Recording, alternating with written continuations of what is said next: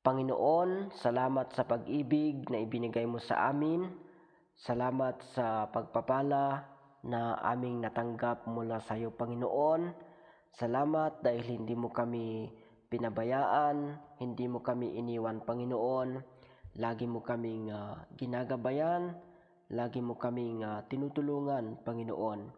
Salamat sa buhay na walang hanggan na ibinigay mo sa amin. Kahit kami ay makasalanan, Panginoon, ay ginawa mo pa rin ang iyong trabaho para sa amin, O Diyos. Salamat po. At sa gabing ito, Panginoon, hallelujah, dalangin ko na gawin mo kami na ilaw sa mundong ito, Panginoon.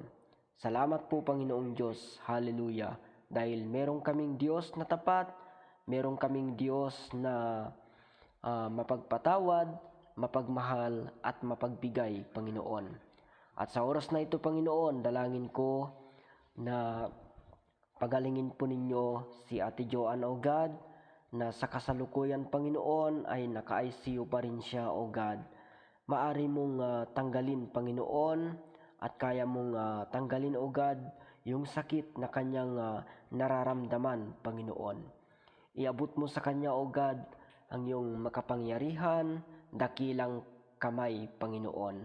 Hallelujah. At naniniwala po kami, hallelujah, na pagalingin mo siya, Panginoon.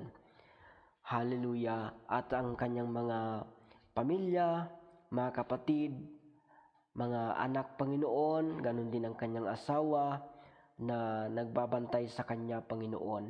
Ikaw po ang magbigay ng kalakasan para sa kanila, O God. Ganun din, O Diyos, ang kanyang mga doktor. Ingatan po ninyo silang lahat, O God. Hallelujah. Alam po namin na ginagawa nila ang lahat upang ang taong ito ay tuluyan na gumaling, Panginoon. Salamat po, O Diyos, at sa lahat ng kanyang mga gamot, O God, na kanyang iniinom, Panginoon. Hallelujah. Hallelujah. Ingatan po ninyo ang mga ito, Panginoon. At lahat ng kanilang pangangailangan sa hospital, Panginoon, ikaw po ang mag-provide, O God.